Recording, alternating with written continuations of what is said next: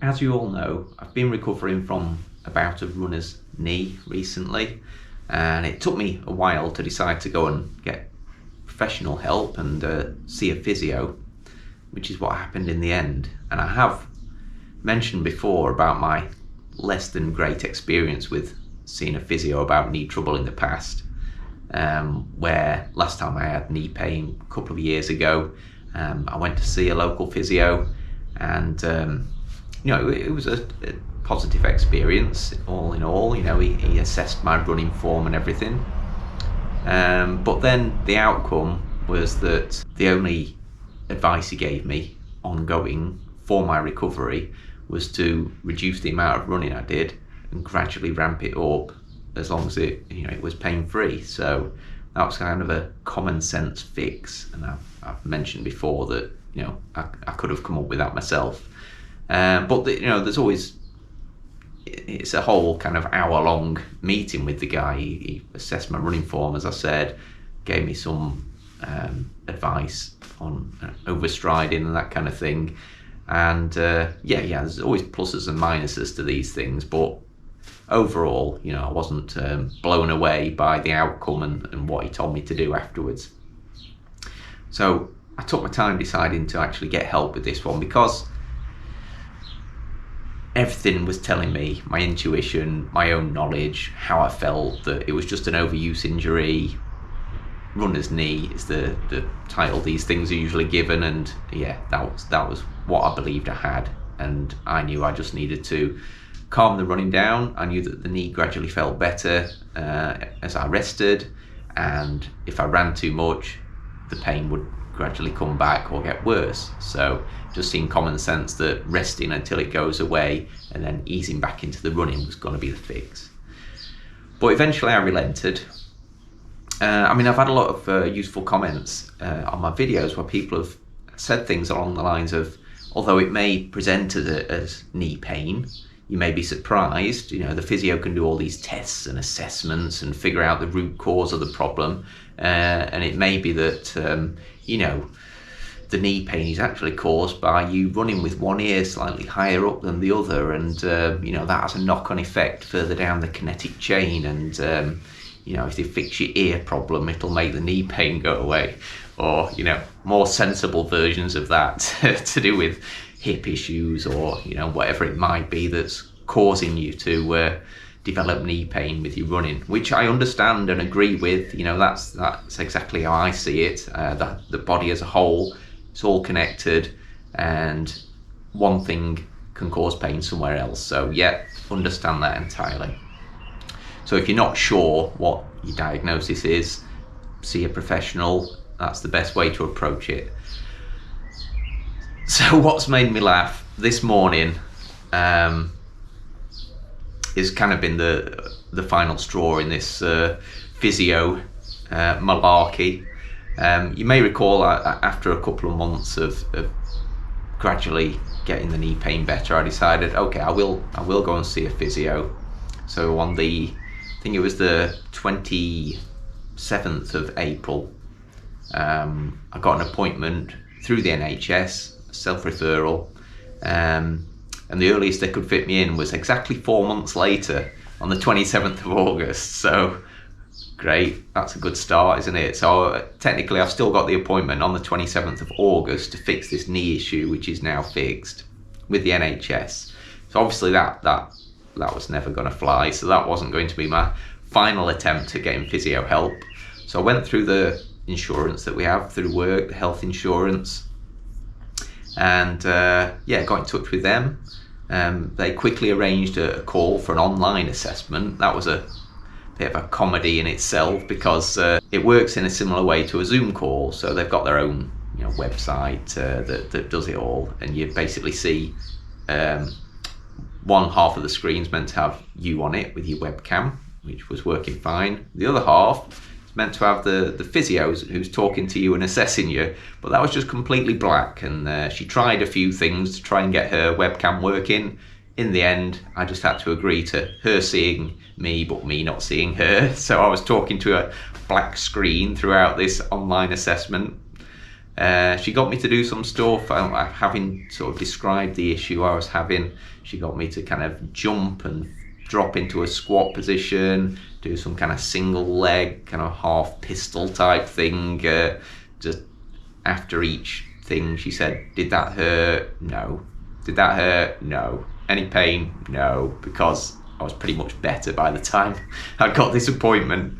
So at the end of the assessment, she told me I'd got PFPS, patellofemoral pain syndrome, or runner's knee, and she booked me in for an in-person appointment. And I went to that, saw this physio in person a week or so later, and I got the impression that this guy's preferred job would have been as a personal trainer. Yeah, that's just the impression I got, because the only time he actually checked my knee or did anything with it was when he was kind of just pointing out where the different parts of the knee anatomy were. Just gave me a little anatomy lesson. You've got this tendon here, this ligament there, and okay. And then afterwards he said, right, so you just need to do some exercises to try and prevent it happening again. Great, totally agree with that. He gave me this one kind of mandatory exercise that he wanted to make sure I did. It's a good one, it's a tough one. You feel the burn in your quad muscles. It's kind of like you get into a kind of lunge type position or split squat, get all the weight on your front leg, and you just kind of squat down and not quite all the way up to keep the tension on. Really burns. I've been doing that twice a week, as he said, so that's good. But all this about, well, he'll be able to do these tests and, you know, check your hips and your feet and your ear height and all that. Nothing. Not a once. I think they'd basically decided after the Zoom call of me jumping up and down and doing a single leg squat without pain and describing the problem that it was runner's knee. And this guy, he gave me the one mandatory exercise and then went on to say, well, right, do you know what supersets are? We're going to do some more strength work. If you do an upper body movement, superset with a lower body. And if we do 3 different pairs of exercises, try and start in this rep range and build up to this rep range. He was basically just designing a general workout program for me, which I prefer to do myself, basically. And yeah, he was loving that. He was like, oh, you can do some push-ups or maybe some, split squats, and, listing all these exercises I might want to do, but not specifying that any of them were mandatory or that I couldn't just pick my own. There was just the one mandatory hard squat exercise that he'd given me. So yeah, I came away from that just, not really feeling like I needed another appointment, but I had another one booked for this morning. It's been a couple of weeks since I saw the guy in person, and I was to go back today. Not quite sure why, because I was pain-free. He'd given me the exercises he wanted to do. But anyway, about 40 minutes before I was due to have this appointment, luckily I hadn't left the house yet. It's about 20 minutes drive into rush hour traffic that I was looking forward to get there for 9 a.m. A lady from the company phoned me up, and I had to apologise because unfortunately the physio wasn't very well today. So they were going to have to move the appointment. So I was like, oh God. I'm actually on holiday from work this week, so it was quite convenient for me to go and see them on this particular day, but fitting it around work is obviously a bit more of a hassle.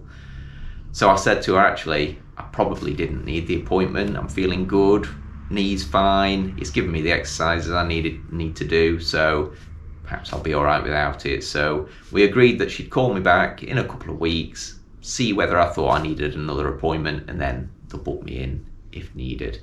So I didn't bother rearranging this one. So that's been the full range of my physio experience at this point. The not so amazing outcome from the first one, where I got no exercises and was just told to ease off the running a bit. The online Zoom call where I couldn't actually see the person who was assessing me. I was just talking to a black screen whilst jumping up and down, and was given the diagnosis that I'd given myself months before. The in-person meeting where the wannabe personal trainer just designed a whole upper and lower body workout for me. And And now the guy ringing in sick for my second appointment, so I didn't even get to see him. I will keep trying, guys. I'm sure these physios are out there. I'm sure there's one locally who will do all the tests and the assessments and figure out the root cause and actually tell me something useful at the end of it. I've picked one out in town who I would have to pay for.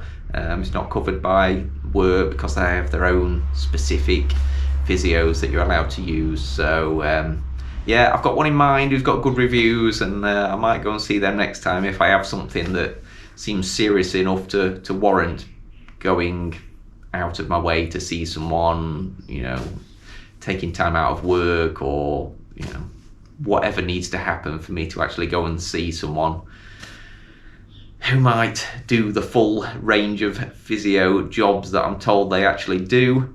Yeah, thankfully up to now it hasn't really mattered that all they've done is told me to ease off, because that's what I was doing anyway, and I'd made the correct diagnosis myself. So yeah, let's hope that I never need to see a physio again, but if I do, I'll try a different route, try a different physio, see if I can get one of these magical ones who actually goes through all the stuff I'm told they can actually do. So thanks for listening to my ramble today, guys. Yeah, I think the current physio experience is over, and fingers crossed I don't actually need to go through this again.